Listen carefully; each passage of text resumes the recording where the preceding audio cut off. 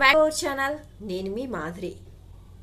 ఎప్పుడు కూడా జీవితంలో జవాబు రాని చోట, ఆపేక్ష లేని చోట, బంధం తెగిన చోట, గౌరవం పోయిన చోట మాత్రం వీటిని ఆశించకండి. ఏంటవి అనుకుంటున్నారా? ఎప్పుడు కూడా జవాబు లేని చోట పలకరింపు అనేది ఆశించకండి.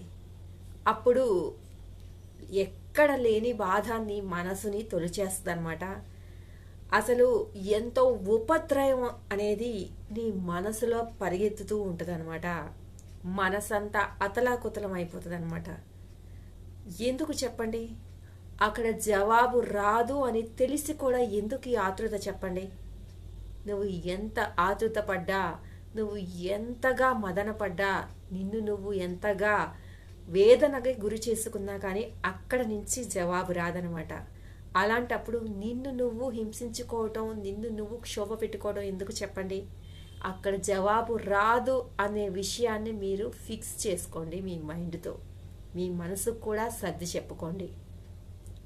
అలాగే ఎప్పుడూ కూడా ఆపేక్ష లేని చోట ఆప్యాయతను ఆశించటం అన్నంత మూర్ఖత్వం ఇంకోటి ఉండదన్నమాట.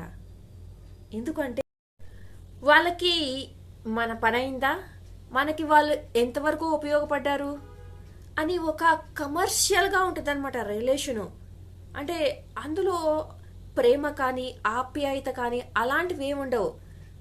ఎంతవరకు మన పని అయింది, ఎంతవరకు ఉపయోగపడ్డాము, మనం వాళ్ళకి, వాళ్ళు మనకి ఇచ్చామా పుచ్చుకున్నామా, ఇస్తేనమ్మా వాయినం, పుచ్చుకుంటేనమ్మా వాయినం అంటారు చూసారా, ఆ టైప్లో ఉంటుంది వాళ్ళ రిలేషను.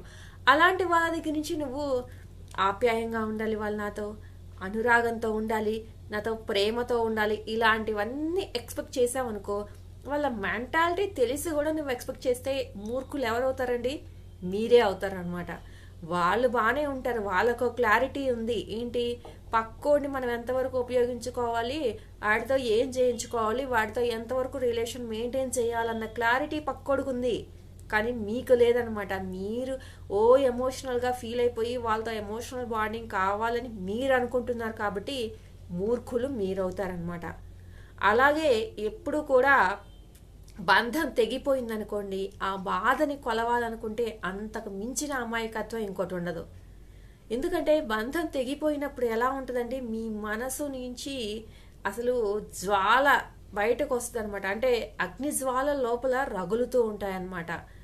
అసలు ఎటువైపుకి నేను సాగాలి, నా ఇప్పుడు గమ్యం ఏంటి, ఇలా రకరకాల ప్రశ్నలు మనసుని తొలిచివేస్తూ ఉంటాయి. అలాంటి టైంలో అది నీ బాధ కానివ్వచ్చు, పక్కోళ్ళ బాధ కానివ్వచ్చు, ఎవరి బాధ అయినా, ఇంతగా బాధపడుతున్నారో, ఇంతగా ఉందేమో బాధ, అంతగా ఉందేమో బాధ అని చెప్పేసి దాన్ని ఒక లెక్క కట్టాలని చూస్తే అంతకు మించిన అమాయకత్వం ఇంకెవరిది ఉండదన్నమాట.